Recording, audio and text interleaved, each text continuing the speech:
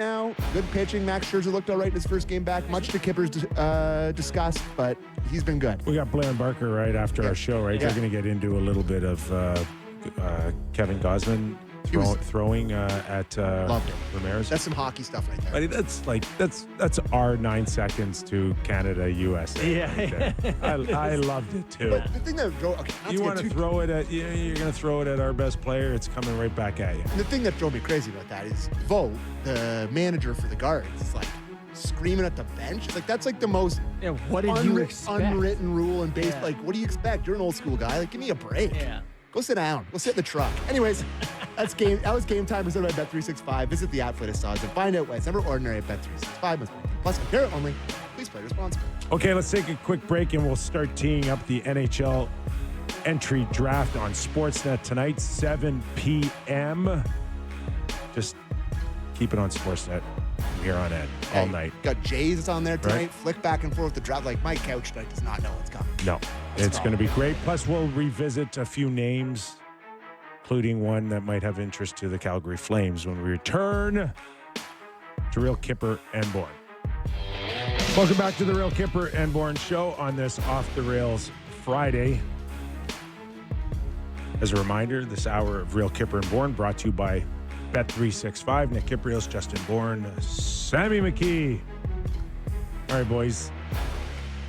Defense continues to be at a premium. We saw Dobson go pretty expensive with a couple of first rounders. Yeah, but I mean, the Habs have a million prospects already. Their cupboards are extremely full. It's like top pairing, legit right-hand shot D-man. That's the move you got to make. I think from here on in, if you look at the next 3 years, it's going to favor teams that have eaten crap sandwiches. Mm-hmm.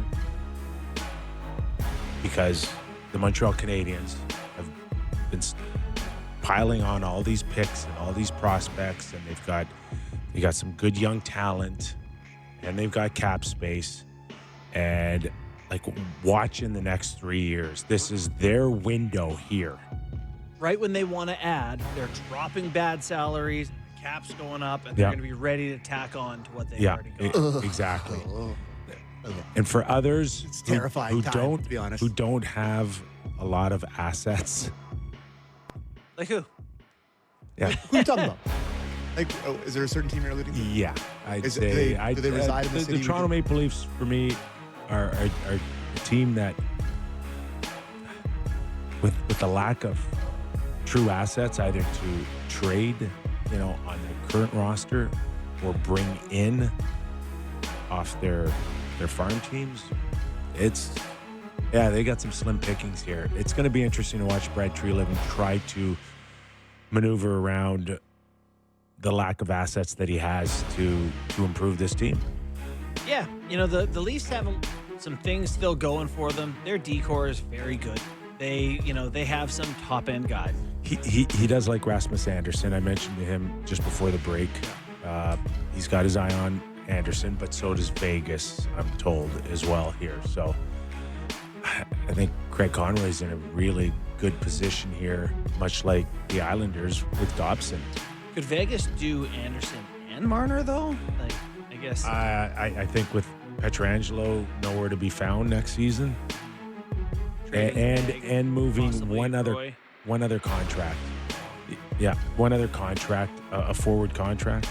I will say, Leafs still have some picks in this draft, right? They have the second that they got from Florida last summer. They have a third. They have 2 fifths. They have a sixth. They have a seventh. Like, they have no first, but like they do.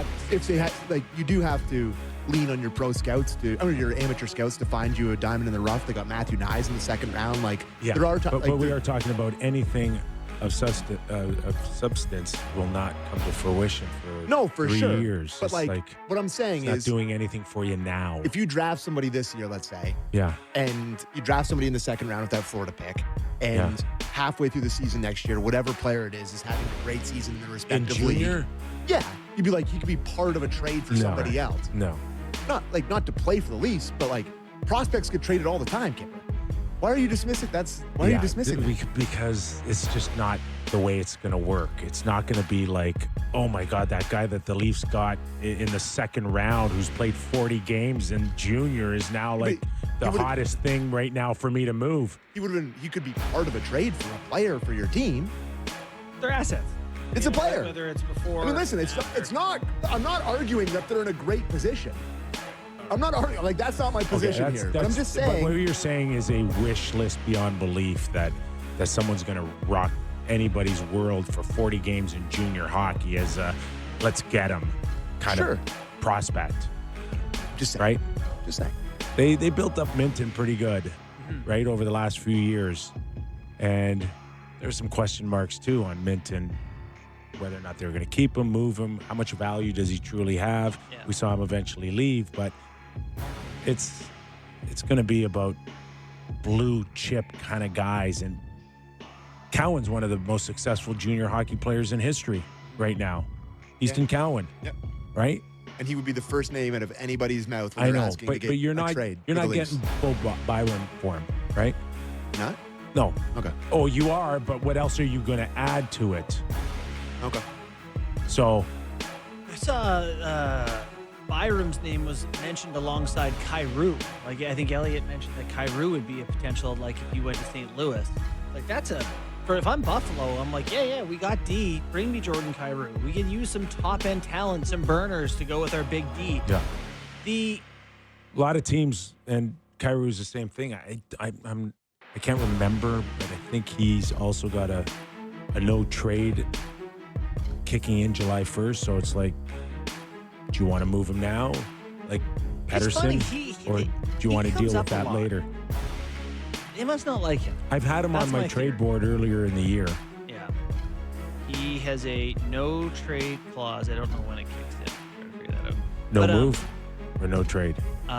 Trade. No trade clause that kicks in. Yeah, you're right. July 1st. Have we had any word on Tavares? Did Tavares get a no move?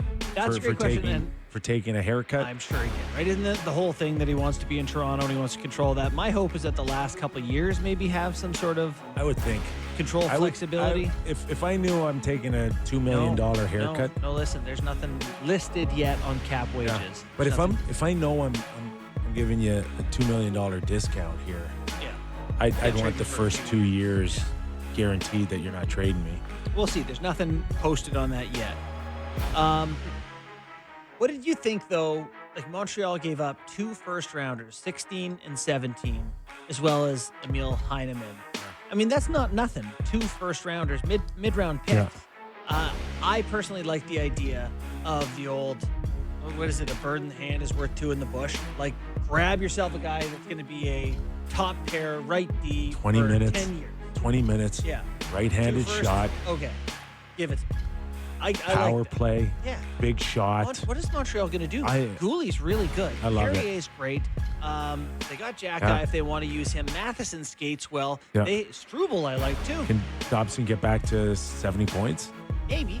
I will say the Dobson thing, if you talk to Islanders fans, is that actually the best text I got about it from someone was that it looks like he wants to get back to the bench to check his phone. Like he seems like intermittently disinterested or whatever, but he is a top-end talent, so it's like, if you have these guys like Bouchard or Nylander or whatever, there are days where they're not the most competitive, but they're still really good. So I like it for Montreal. For the Isles, I'm hoping to see if they can turn it into eggs. There's a sense out of Florida with the Panthers that there's a window now where Marchand and Bennett and Ekblad, they kind of know where Florida stands, and now they're just going to make sure they're covering their options right now just to find out what the marketplace is, because we have heard Ekblad's name coming up a little bit and tied towards a few different hockey clubs here, and that may just be him taking the time to explore options. I heard your Maple Leafs for one. Well, I mean, I don't want to get okay, I'm going to say it. I mean, this is kind of the MO. Yeah. And everything. The Treliving. I've seen this from Calgary Flames fans. I've been told this by Calgary. I go on with Russick and Rose out there, and they always joke about this. He's in on everything. Yeah. But nothing actually. But, can we land that plane here? Hey, can we stop kicking the tire and I don't know pick up the tire? I don't know, or put the tire. I don't know enough. what. We get your point. What is the tire kick thing anyway? But anyway, it's just like, oh, they're in on Neckbutt. Oh, they loved Marchman. Oh, they love Marchand. Oh, they love Bennett. It's like, yeah, they're in on it. It's like, finish the job.